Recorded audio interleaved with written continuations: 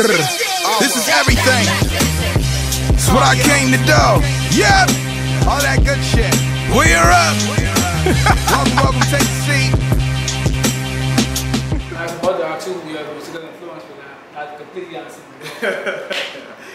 I have tons of, well, that's an unfair answer. Like I listen to a lot of different music, but the things that are close to me is things that I can relate to through experiences and memories and the way music made me feel, which helps me to write my songs, because I want it to be locked into an emotion at a certain time, and even when it's dated, or it's an old song, you go back to that because of the way it makes you feel at the time where it was. So from rock and roll music to Mentos, like I have certain connections with all genres from artists that are like, I guess just they're humans like me and they have the same feelings and emotions. Well, hip hop wise, other than KRS-One, Tupac, who else can you say? I would say, you want me to do old school, new school? Or Both. just any? Well, old school is people like Big L, repeating that flamboyant, flamboyant, of course, there's Jay. Like I listen to a lot of Jay. Jay's old and new school. Correct. He's omnipresent, omni-existing. Nas, Talib. I listen, but more than those people, I listen to a lot of the Roots. That's where the inspiration for my hip hop live band hip hop show. How I Got Over is my favorite album in the last 4 years. Yeah. And Undone is number 2. Undone is number 2, and then they're Rising Down is great. They have a lot of great music, and it's just there were stages of how hip hop grew in this country, from overseas to J Complex. There's stages of it, and in a lot of those stages, socially we've been told that it's not a good representation of music or something that we can perform, and the Roots unlocks a lot of that for me because they're a band. They're a very skillful band, great musicianship, but it's predominantly about hip-hop. And so the stigmas of the bubble that we live in continue to fall away as I listen to more and more songs, and then I understand where Tyreek gets some of his references from. It's a lot. So the Roots is a part of that in a lot of ways. And I love what Ab-Soul is doing. Of course, Kendrick Lamar. I like the brand that TD is building with those two artists in particular. Other than that, like I listen to a lot of Snarky Puppy now. I think I can do it.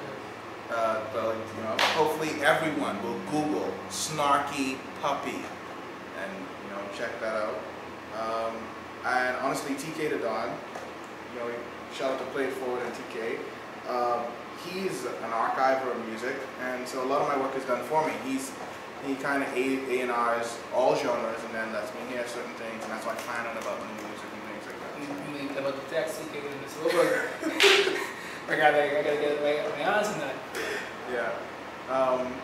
But the hip hop artists would be a lot to name, because LL influences me,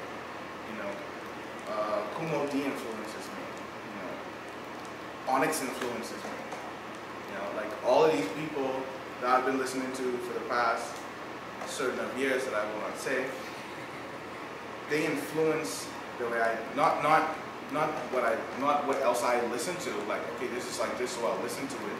They influence the way I live.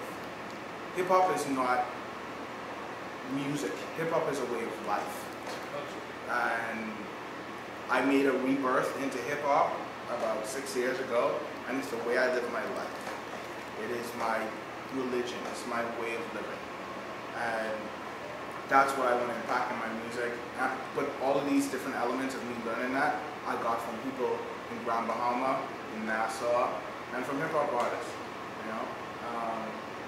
The older musicians, luckily enough, spend a lot of time talking to me and teaching me stuff and letting me know their mistakes, and that's how I kind of evolved to this point here now. So we're talking about your music. You have your track art series. How do you feel looking back at it? It's still there too. It's still right. It's two. There's a, I guess exclusively I will say now on Who that there's a third installment of Abstract Art, not dated yet, on the way. And we can't wait to hear that. Actually already being worked on. And it's Abstract Art. The first one is Quelle's World, is kind of a welcome. And the second one is called Tenacity and Perseverance. And I was listening to, before I do this, I always go back and listen to, and I was like, and James on Jacob Lex, please tell me about the Jump Out the Pool song. Fresh Out the Pool, mud was sick.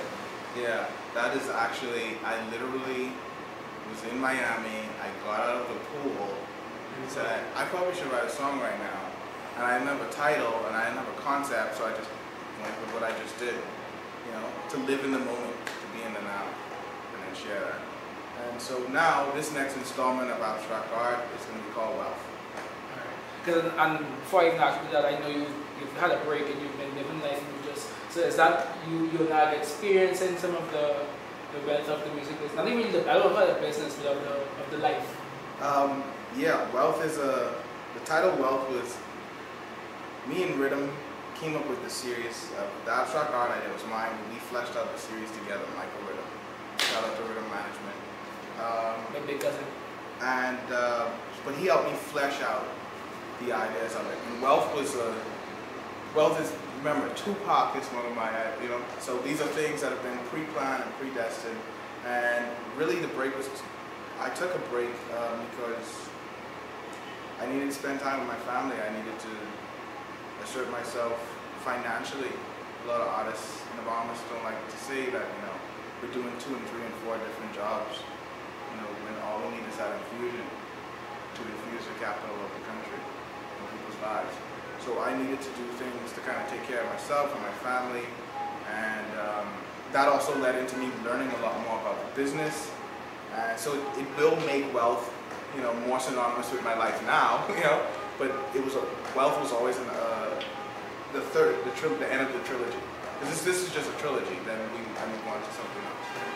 And one of the things you've done, as I say, is Volume Music and Bar. I love this idea. What you would like to say about this music piece? Anders Bungard is the proprietor of this place, and people know him as Captain Andy. And we met up, we discussed what was going on here as Crazy Johnnies, and he was adamant about it being about all music and not just rock and roll. He was adamant about it being a place that doesn't alienate and brings people together. And I wanted to make another transition into my enthusiasm for live music. I did the Nomadics thing, which is still a band, we're just on a break. And we had our live hip-hop band. We did live hip-hop shows at Hammerheads with Todd and Alex and the gang down there. And this is just, I'm enthusiastic about live music. And this is just another way for me to explore that and to expose it to my friends that are involved in hip-hop, my friends that are involved in R&B. Because there are a lot of Bahamian artists, musicians that work here that don't necessarily have a YouTube video or a CD out, but there's a wealth, pun intended, of knowledge in what they do. People like Tommy Goodwin, people like Ivan Prosper, Ralph from the Soulful Groovers, the entire Soulful Groovers, Fred Ferguson, Tingham Down, man, you name it, 25 North for their rock and roll, Johnny Christie and their band, people like Ricky who's been in the industry for a while as a musician. There are tons of people that influence this. But we're doing it now, and my love for live music is where we're at now. So now we're exposing it to more people, and exposing more avenues of it. With things like the Remedy Party, we're doing the hottest summer ever series. I mean, because man, this is not the hottest summer ever in the earth of the planet. And August isn't even here yet. So right. We have Judah the Lion here, Willis and the Illis, Haven. We did a feature with Wendy. Thank you, Wendy. You're awesome. Amazing.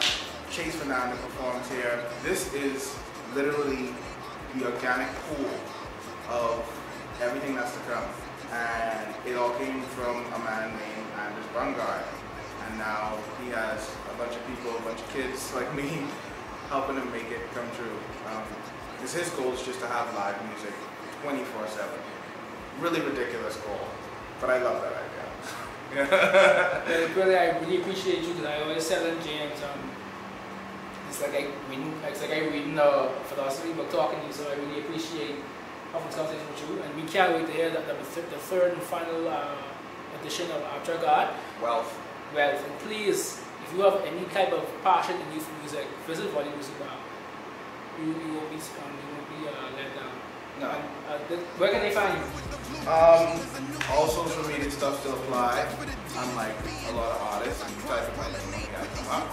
So just type in R.A.P.P. Quelle on Google. That's Twitter, that's Facebook, that's YouTube, that's Reddit, that's Google Plus, that's Instagram, that's whatever social media is out there. Just look for Quelle.